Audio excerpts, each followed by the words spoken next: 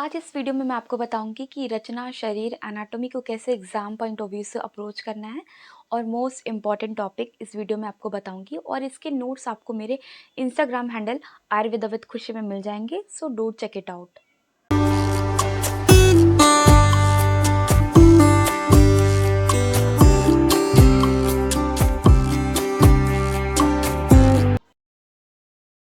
तो अब बात करते हैं एनाटॉमी, जिसमें रचना शरीर आपका आयुर्वेदिक पोर्शन है और मॉडर्न पोर्शन आपका ह्यूमन एनाटॉमी है। तो इसमें भी आपका दो पेपर होगा, पेपर 1 एंड पेपर 2, जिसमें 100 मार्क्स का होगा और 200 मार्क्स का आपका दोनों पेपर होगा। ठीक है, आपका प्रैक्टिकल की बात करें तो 100 मार्क्स का आपका पेपर 1 एंड 100 मार्क्स का आपका पेपर 2 के हिसाब से मतलब ये ऐड कर रहे हैं। बाकी 100 मार्क्स का आपका प्रैक्टिकल, जितनी भी आपकी एक्टिविटीज़ फाइल वगैरह रहेंगी, 70 मार्क्स का आपका viva and electives and 30 marks के आपके इंटरनल असेसमेंट्स के आपके ऐड होंगे।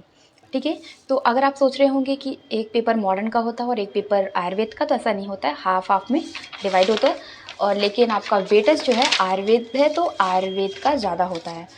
तो पेपर 1 की बात करते हैं। पहले आपका क्या होगा, जितने भी शारीर उपक्रमणीय, तो ये पहला आपका जो टॉपिक है 6 नंबर का वेटेज ले रहा है, जिसमें आपकी शरीर क्या है, षडंग शरीर क्या है और आपका शास्त्र विभाग कैसे हुआ है, जितने भी प्रयोजन वगैरह हैं वो आपको पढ़ के जाना है। दूसरा आपका है परिभाषा शरीर, जिसमें आपका कुर्च, कंडरा, जल, अस्थि, मग्न, सीमंत, सीवनी, ये सारी आपको टर्मिनोलॉजीज़ पता होनी चाहिए। इसकी डेफिनेशन, इसके भेद, जो भी चीज़ें बुक में दी हुई है आपको पता होना चाहिए। गर्भ शारीर बहुत ज़्यादा इंपॉर्टेंट है। इसमें आपका मासानुमासिक जो भी क्रम है, जितने भी 9 सुश्रुत ने बताए हैं, तो आपको ये देखिएगा कि जो रचना शारीर में आप जो रेफरेंस लिखेंगे वो सुश्रुत के आपको ऐड करने हैं, और जो क्रिया शारीर में आप चरक का रेफरेंस लिखिएगा, क्योंकि जो रचना शारीर है वो सुश्रुत जात को ज़्यादा इंपॉर्टेंस देते हैं। तो 15 मार्क्स का है, आप इसको देख लीजिएगा।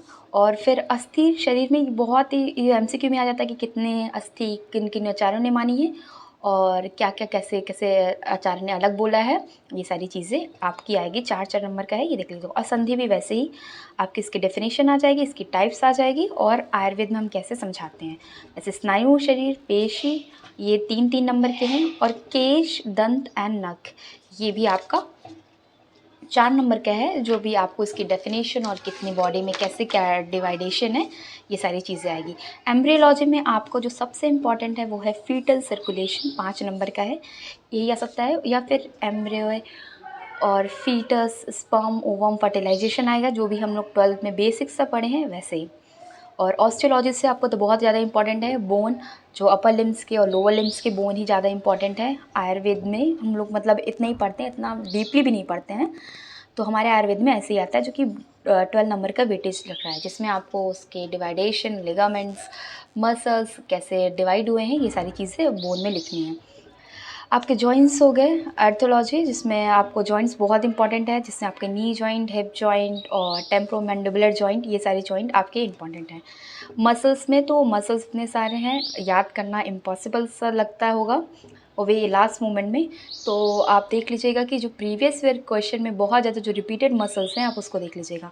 नर्वस सिस्टम, वही बेसिक सी चीज़ें आती है, brain, spinal cord, mid brain, hand brain, ये सारी चीज़ें आती है, जो कि 14 नंबर का वेटेज रखता है। और एंडोक्रिनोलॉजी में जितने भी आपके ग्लैंड्स वगैरह हैं, ये पिट्यूटरी ग्लैंड आपको बहुत ज़्यादा इंपॉर्टेंट रखता है, जो कि 8 नंबर के ग्लैंड से आएंगे।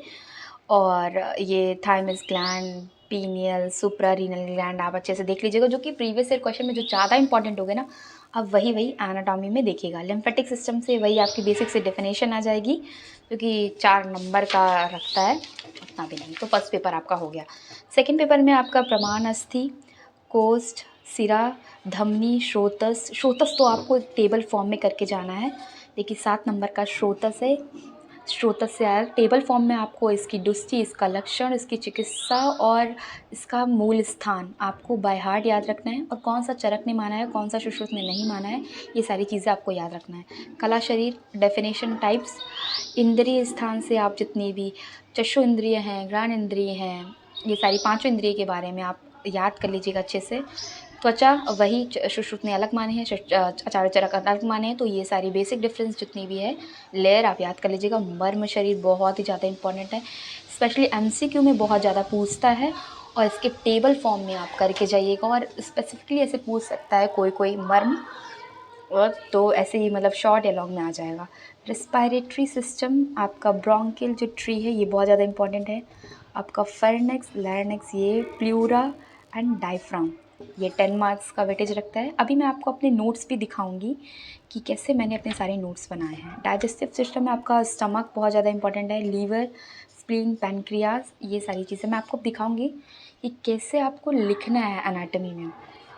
कार्डियोवैस्कुलर सिस्टम में आपका हार्ट, पूरे आपके सारे जितने भी पार्ट्स हैं आपको लिखने होंगे। फिर बात करते हैं यूरिनरी सिस्टम की, जिसमें आपका किडनी बहुत ही ज़्यादा इंपॉर्टेंट है। मतलब ये सारी चीज़ें इंपॉर्टेंट है क्योंकि कभी कभी ये सारी चीज़ें मतलब किसी न किसी पेपर में आया हुआ है, तो पढ़ के जाइए, कोई चांस नहीं ले सकते। रिप्रोडक्टिव में मेल रिप्रोडक्टिव ऑर्गन से आता है टेस्टिस और सेमिनल वेसिकल्स, स्क्रोटम ग्लैंड आ सकता है। और ये हमारा फीमेल रिप्रोडक्टिव सिस्टम से आपका आ जाएगा वेजाइना, जेनाइटल ऑर्गन, जितने भी सारे पार्ट्स हैं उसके बारे में आपको लिखने की आ सकता है। 6 नंबर का वेटेज रखता है।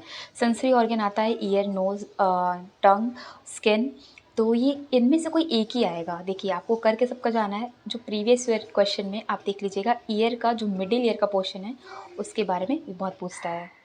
ये मेरा पूरा एनाटॉमी के नोट्स हैं जो कि मैंने अपने फर्स्ट ईयर में बनाया था, पूरे सब्जेक्ट मतलब सॉरी एनाटॉमी सब्जेक्ट के पूरे चैप्टर का। ये सारे नोट्स मैंने बनाया था, अपने हैंड नोट्स है मेरे, क्योंकि मुझे अपने नोट्स से ही पढ़ने में अच्छा लगता है। तो मैं आपको कुछ कुछ नोट्स अपने दिखा दे रही हूँ कि आपको लिखना कैसे है। जैसे नी जॉइंट हम लिए तो उसके features, types, articular surface, ligaments और ब्लड सप्लाई, और ये सारे मेम्ब्रेन, रिलेशन कैसा है इसका, मूवमेंट क्या क्या है, मसल्स अटैचमेंट, और ये डायग्राम। एनाटॉमी में डायग्राम के बिना तो आपका होगा ही नहीं। अगर क्वेश्चन आपको पूछा है, अगर जिसमें नहीं पूछा है डायग्राम के लिए स्पेसिफिकली, तो आपको तब भी बना के आना है। और टेम्पोरो मैंडिबुलर जॉइंट इस बार शायद आ सकता है, कि पिछली बार भी आया था, तो इस बार भी आप देख लीजिएगा। ये मेरे मसल एनाटॉमी के नोट्स हैं, जितने भी सारे मसल्स हैं, पेक्टोरल रीजन, बैक के, स्कैपुलर रीजन की मैंने सारी एक साथ लिखी है। और इसमें क्या क्या सारी चीज़ें हैं, मतलब ऐसे बेसिक से जानने के लिए मैंने लिख लिया था। ये ब्रेकियल प्लेक्सस पे बहुत ज़्यादा इंपॉर्टेंट है, ये आ सकता है। ये मेरे इसके नोट्स हैं, इस तरह आप भी लिख सकते हैं। और अगर आप चाहेंगे तो मैं अपने इंस्टाग्राम में सारे नोट्स की फ़ोटोग्राफ्स डाल दूँगी एज अ रील।